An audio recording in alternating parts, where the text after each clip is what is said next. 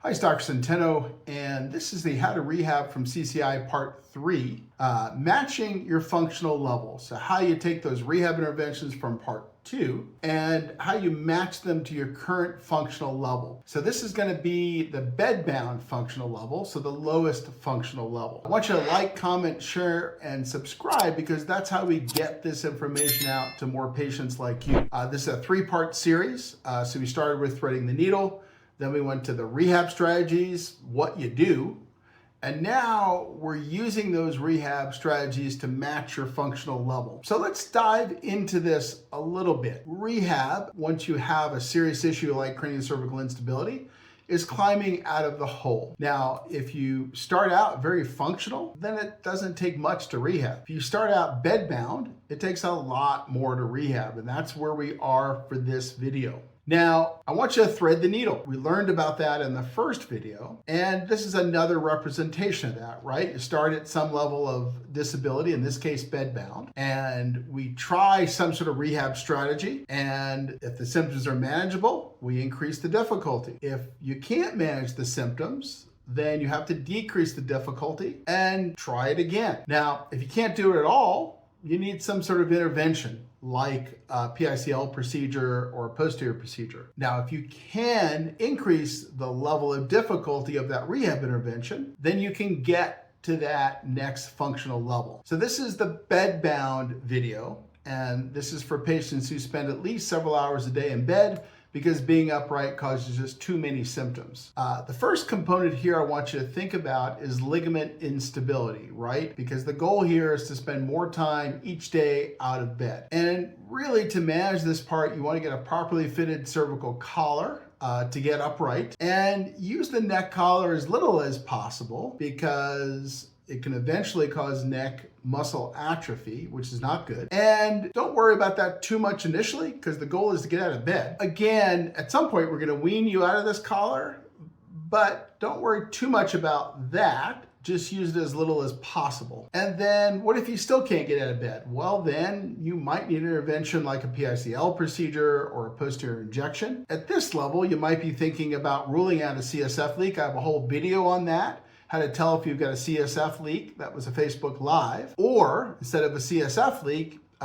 you have CCI. So that's an important one to watch. Now, the next thing would be muscular instability, because we know that stability in the spine, half of that is muscular and half of that is ligament. And you're not going to be able to strengthen a lot while you're in bed, but you can start to do things like this, right? You can start to do slow range of motion exercises, flexion, extension, rotation, shin tuck, and see if you can tolerate that while you're lying down. Go very slow. If this increases your symptoms beyond what you can manage, then stop. And again, do this 5 times a day for 10 reps each to try to just start building a little bit of activation within those muscles. Now, what if you can't tolerate this at all? It just doesn't work for you no matter how you try to do it. Then again, you might need an intervention like a PICL or a posterior injection. Now we're going to get into symptomatic structures. Symptomatic structures are things in the neck that can cause symptoms, facet joints, nerves, etc. So one of the ways to get some pressure off of the facet joints that might be causing your symptoms with the instability is to try AO or NUCCA chiropractic. AO and NUCCA chiropractic can help to realign things in the upper neck. CCI patients, if they can find a good upper cervical chiropractor, most of them benefit from this because it helps to take pressure off some of those structures. Now, another thing you can try to start to learn a basic intervention to help yourself, or a self-care thing, is that oftentimes the occipital nerves back here will get irritated, and those will cause a headache.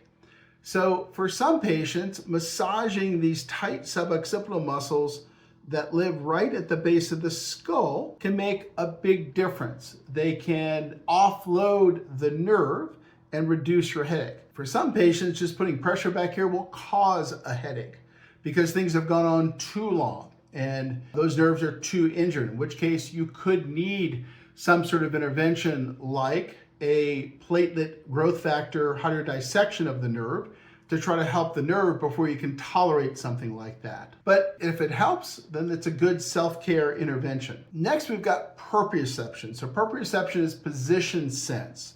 What that means is that you can track things with your eyes, and your eyes provide information about where your head is, and your head and neck provides information about what your eyes should do. Now, simple thing to do is just to pick spots on the ceiling, and you can slowly move your eyes from one to the other. See if you can tolerate that. If you can, then you can try to take a card. These are earbuds, but it looks like a card. And you can try to track the card first just with your eyes, moving it very, very slowly. And then you can add in a little bit of eye movement and neck movement as well. But go very slow with these. And again, if it increases your symptoms, then stop. And if you can't tolerate any of this, then some things to think about might be other interventions like a PICL, posterior injection, etc. But if you can tolerate it, then there are things to graduate to that we'll go into in different videos. Now, another thing to be thinking about is your neck curve. If you've got a loss of cervical lordosis, that's a problem, meaning a loss of a neck curve. And you'll want to try a simple towel test. So take a small towel, hand towel, roll it up, experiment with the thickness, put it right under the middle of your neck, lie face up, as shown, and see if it feels good. Now, if it feels good, then great. Experiment with how long you can tolerate this. Maybe you can increase the curve a little bit more by increasing the thickness of the towel. But if this increases your symptoms, then stop. And if you can't tolerate anything like this, then you're probably, again, going to need some sort of intervention like a PICL or posterior injection. And then we've got posture. So some simple things you can do while you're lying down. You can try opening your chest and hips and strengthening your glutes. So try a towel. This would be more like a bath towel, rolled up. Put it lengthwise underneath your upper back. So this is lengthwise. And just lay there and allow your chest to open. And then you can add in what the second picture down shows, and that is a hip stretch, where you're putting your feet together and trying to stretch out your psoas and your hip adductors.